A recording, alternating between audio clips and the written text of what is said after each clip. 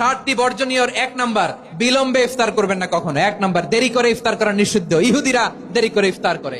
লা ইয়াজালুন নাসু আলা খাইরিন মা আজ্জালুল ফিতরা।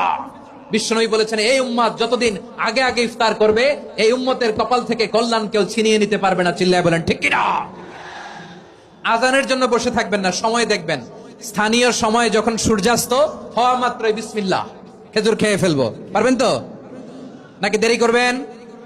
2 নাম্বার, রমাদানের পবিত্রতা বজায় রাখবো। কোনো তর্ক বিতর্ক অশ্লীলতায় আমরা জড়াবো না, ঝগড়া করবো না, সরাসরিও না, ফেসবুকেও না। করবেন?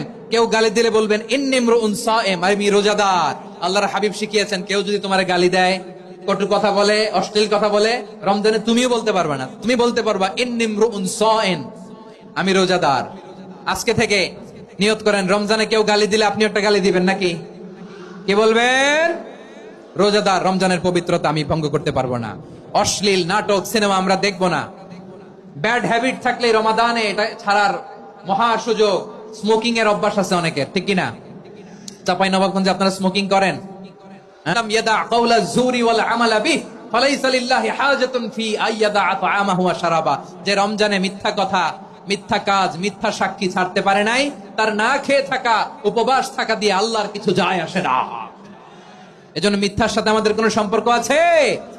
মিথ্যা বলবো না। 4 নাম্বার, অপচয় করব না। ইন্নাল মুবাযযিরিনা কানু ইখওয়ানাশ শায়াতিন ওয়া কানা শাইতানু লিরাব্বিহি কাফুরা। অপচয়কারী শয়তানের ভাই। আচ্ছা, যে শয়তানের ভাই ও নিজেও আরেকটা কি? শয়তান। যে শয়তানের ভাই ও নিজেও আরেকটা কি? অপচয় করব না। ইফতারি করতে যে আমরা অনেকে অপচয় করি, এগুলো করবেন আপনারা না। অপচয় করব না। 5 নাম্বারে, রিয়া, লোক দেখানো ইবাদত আমরা করব না।